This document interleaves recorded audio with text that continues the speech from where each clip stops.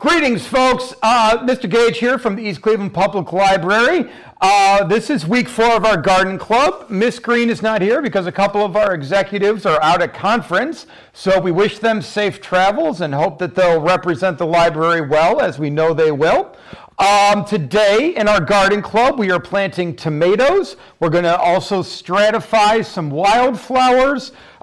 We are looking at our herbs that we planted last time to check on them. We're going to check on our onions, and we're also going to look at our wildflowers outside. So I've got Mr. Dillard with me. I've got Miss Riley with me. She's in front of the camera today. We're very excited to have her. And then thank you to our IT team, Mix Anastasiadis and Mr. Gooch for manning the camera for us today. So real quick, we're going to I'm going to show you one step of how to plant tomatoes. Then we're going to start planting them. I'm going to talk about the 3 varieties of tomatoes that we are planting for our garden. And then we'll go from there. So tomatoes are very easy, very fun plants to grow. What's great about tomatoes is depending on the variety you get, you don't need much space to grow them. Starting all of them is easy too. What we're going to start with is one of these opaque 18-ounce plastic drink cups. You're going to take a pair of scissors and just cut 2 slits on the bottom. Got it? There. Just like that. This is just going to allow the water to drain. This will ensure the water can drain, but also when we bottom feed them, if you look at it like this, the water's going to suck up when we bottom water them. Just like that. Pass more. We'll get that out of there. Then we're going to take a cup and we're going to fill it halfway full of dirt. We only want to go halfway because as the plants keep growing, we're going to add more and more dirt. So we're only going to fill them halfway, tap it down. You're going to see a little come out of the holes. That's fine, but don't let all the dirt come out.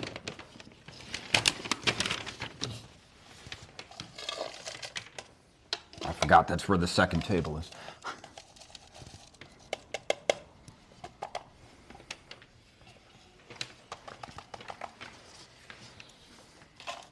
Maybe a little more.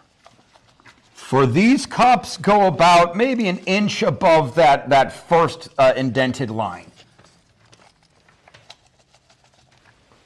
Perfect. Yep, perfect. Excellent. Great. All right. Then we're going to take our finger, just put a small hole about 1 knuckle deep in.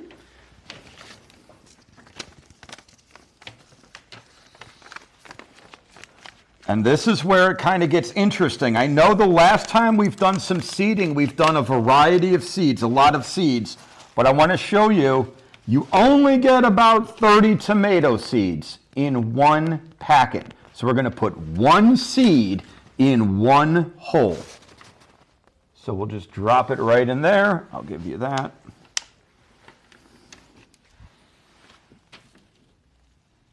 Got it? And then I'll put them back in here. Perfect. Excellent. And then we're just going to cover them up, just like that. And because we're doing 3 varietals, I want to show you this is our Tiny Tim varietal. It's always good to take a Sharpie, there we go, and mark the type of plant that you're doing. It just helps you remember. I got Sharpies over here. So we're going to keep going with planting the seeds, and then I'm going to tell you a little bit about the types of tomatoes that we're planting this year. While our garden club prepares the tomato seeds, I wanted to tell you about the types of tomatoes we're growing. We are growing a super dwarf heirloom tomato called Tiny Tim. This plant will only grow about 12 to 18 inches tall, so they're going to be great for soil, windowsills, patio gardens, small nursery gardens, small areas. They will produce about 71-inch mini tomatoes, kind of like a grape or a button tomato. They're going to be perfect for snacking or preserving. Our next variety, the kind that Miss Riley's working on, is going to be our yellow pear. Yellow pear tomatoes are an heirloom varietal. They're going to grow about 4 to 6 feet tall with proper staking. It can go up to about 8 feet tall on a trellis, and we're going to show you what that would look like, but we don't have a trellis here. We do have some stakes, so we're going to work on that. But it's really a wonderful producer. We'll probably have a few of these that we can put in a 5-gallon pot to give away, but this is going to be much larger than the Tiny Tim. These will produce clusters of about 8 to 12 tomatoes throughout the season. Oh, here, let me get out your way. And we will be able to get hundreds throughout the season. This will continue to produce over and over throughout the season. And we will be able to continue to produce hundreds of tomatoes. Our third variety is our classic beefsteak. This plant will grow about 6 to 8 feet tall. Each plant will give us about 10 to 15 tomatoes. Each tomato will be anywhere between 1 pound to 2 pounds, about the size of a baseball, if not a little larger. And this will be perfect for slicing, grilling, roasting, or preserving.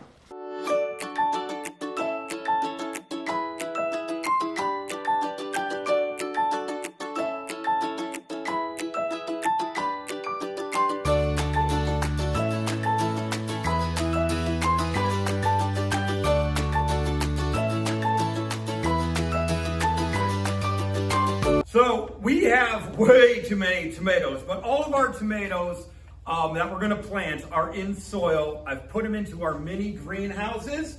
So our next step is watering them. Tomatoes tend to be very sensitive to water.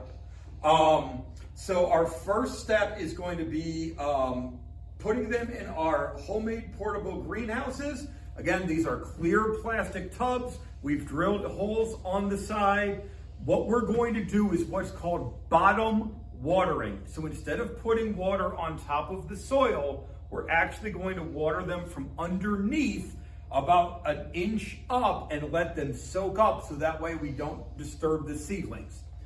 So we're going to do our bottom watering now that we got the cans filled. Instead of going into the pot, what we are going to do is just water the bottom of the container. And it's going to come up, get all the different areas just so that it's even distribution. And then we will get our tomatoes watered from the bottom. And if you look underneath at the side, you can see the water starting to get into those cracks here. Let me turn them a little. You can see there's the seams that we made, and the water's getting just in them. And it's just going to suck them up a little bit. This way we are not disturbing the seeds. That's good, guys. That we're not upsetting the seeds. The seeds are going to be able to just kind of rise up. Yeah, if we could do this one too. And then again, while we're here, while we're getting this bottom water, because we're going to have bottom watering, these are our tomato plants we just did. I want to show you, this is some of our cilantro. It started, now I've moved some of our onions into here because they might need a little more humidity. So our greenhouses, what they're going to do, the reason we're keeping our plants in our greenhouses is the greenhouses increase moisture and humidity in the air. They keep the plants very moist, very humid, and this is going to be very good for germination.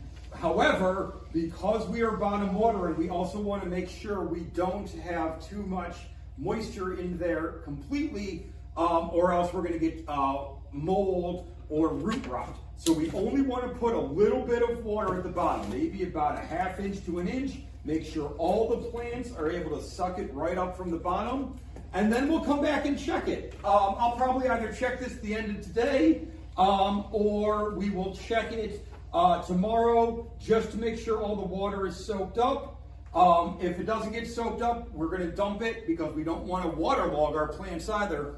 But that's how we are going to do our bottom watering. We're just going to put clear lids on them and the tomatoes will be ready to grow.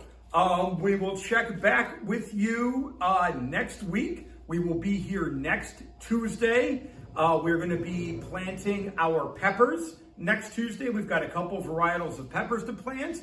Also, please check out our creative writing prompts for our Bite by Bite program.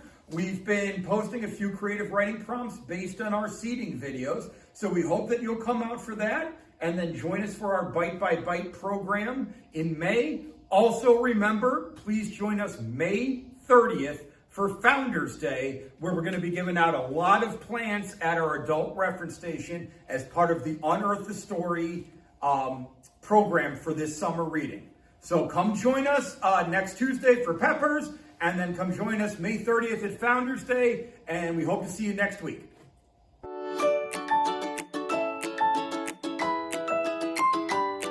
Hey folks, Mr. Gage here in Miss Green's jungle office. I wanted to show you something I did with our money tree, Miss Green's money tree. It was looking a little leggy and top heavy, and I want to show you this branch, for example. You can see how this branch here is just kind of bent. It is just so top heavy with all these leaves. The branch is bending, and that's going to hurt the plant. We don't want that. So what we've done, and I hope you can, oh, I got all these leaves. It's such a healthy plant. We don't want to hurt it anymore. I've got this bamboo stake in here, and if you can see down there, it's just a little bit of this green Velcro plant tape. It's called staking tape or plant staking tape. It's just thin piece of green Velcro. And I've staked a few of the limbs in here so they don't get as top heavy, twisted it so that it's aiming more towards the window and the sunlight. We're giving that side a little more area to grow and breathe. And then we're gonna keep rotating it so that some of these don't get as heavy and the plant doesn't end up hurting itself.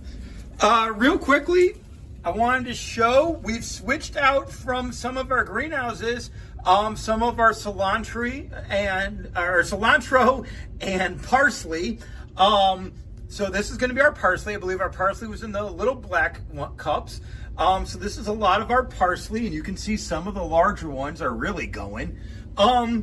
So those are just growing a treat. So I've moved our onions into our greenhouses. And then this is our tomatoes that we just planted. But I also wanted to show you at the bottom, you know how we had about a ½ inch to an inch of water? It's already sucked up. And there's the other, here are the other tomato seedlings, already sucked up all that water. So they are doing exactly what they need to do. We watered them real well. They did exactly what we need to do. We've got a nice healthy money tree going now. We've got our cilantro and our parsley going, and then we've got some tomatoes and onions going. Doing great. We are where we need to be for our garden. Again, join us next Tuesday, and we're going to plant some peppers. So we'll see you then.